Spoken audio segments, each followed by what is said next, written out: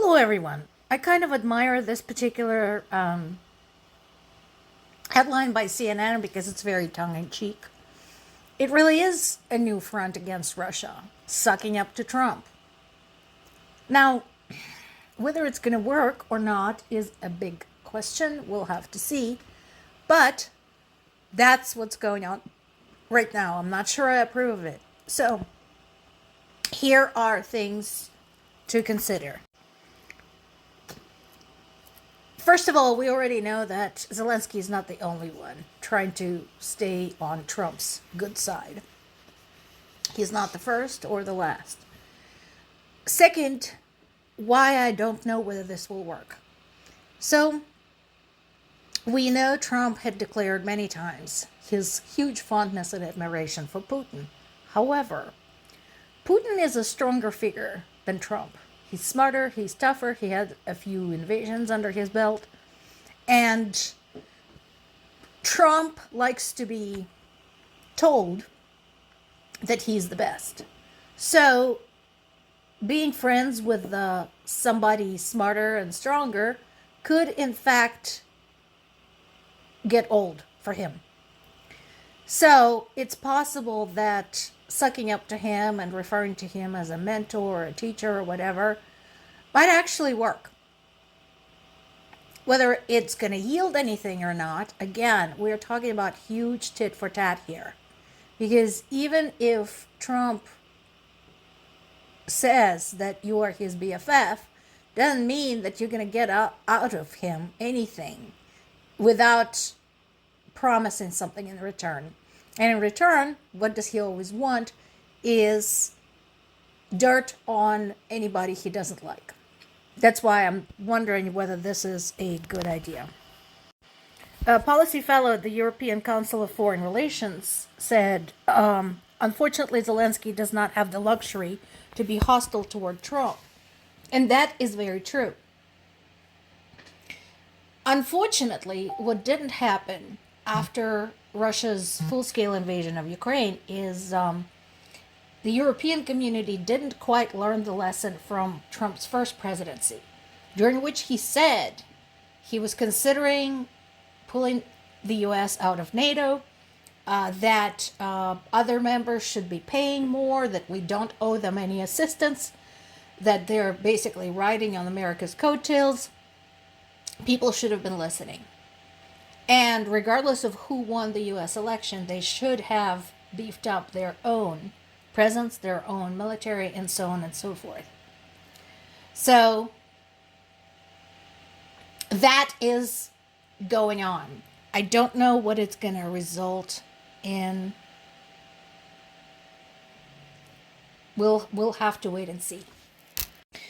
Another thing I wanted to bring your attention to today are the details of the strike that took place on Wednesday. We all know that there was a lot dished out in Kyiv. We know that. Saw that, especially since UK's Keir Starmer was there at the time, and I told you, at least he got to see what it's like in Ukraine right now, when even in the capital of the country, the seat of Ukrainian government, nobody is safe. And that strike was indeed brutal. There were casualties. There was a lot of damage. The Kyiv underground got damaged. So yeah, and that is serious because the subway there has been used as shelter by people during these big air raids. But this particular strike was not just limited to Kyiv. There were other massive and devastating attacks across multiple regions of Ukraine, including my native city of Zaporizhzhya. So I asked my parents about this today, since today was my day to talk to them. And here's what they told me. So Kyiv gets pounded, there's no doubt about it, but it is better defended. So Kyiv has more of the Patriot air defense systems. Yeah. So that is tremendously helpful. And unfortunately, that is not something that's available to everyone. So a lot of times when Kiev gets most of the stuff shut down from the air and the damages from the bits and pieces falling down. Some of the cities, like Zaporizhzhya, get full-blown hits, and this was the case this time. There were two missile strikes at the Zaporizhzhya air airplane engine factory, Motor. Now, I'm very familiar with it. My dad did his internship there when he was a student. I did my internship next door at the automotive factory there, and it is within walking distance from where my parents live.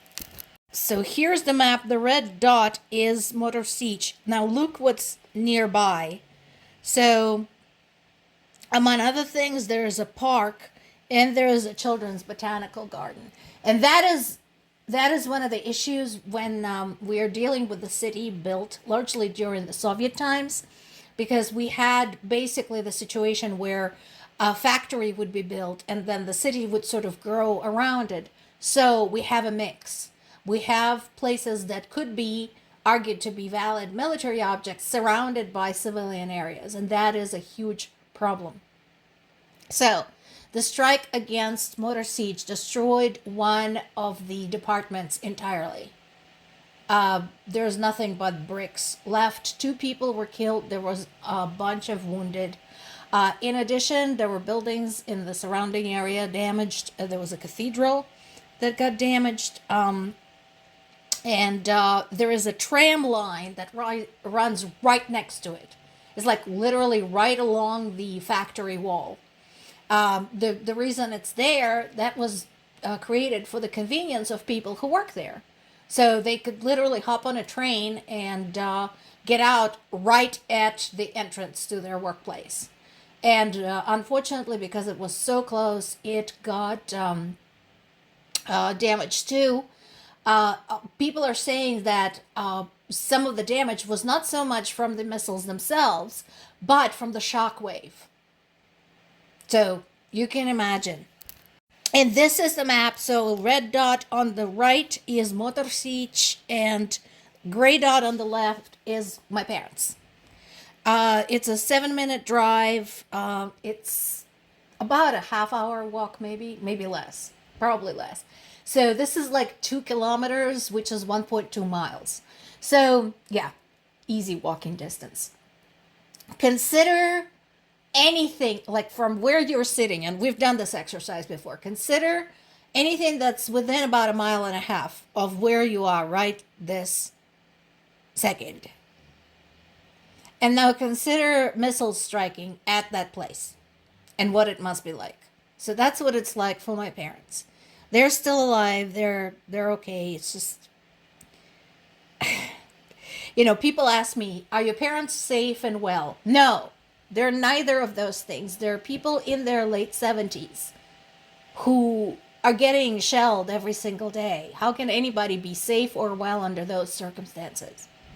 But that is what's happening right now. Is a very uncertain time, very stressful time. So we'll just have to continue fighting, and we'll see what happens. More to come.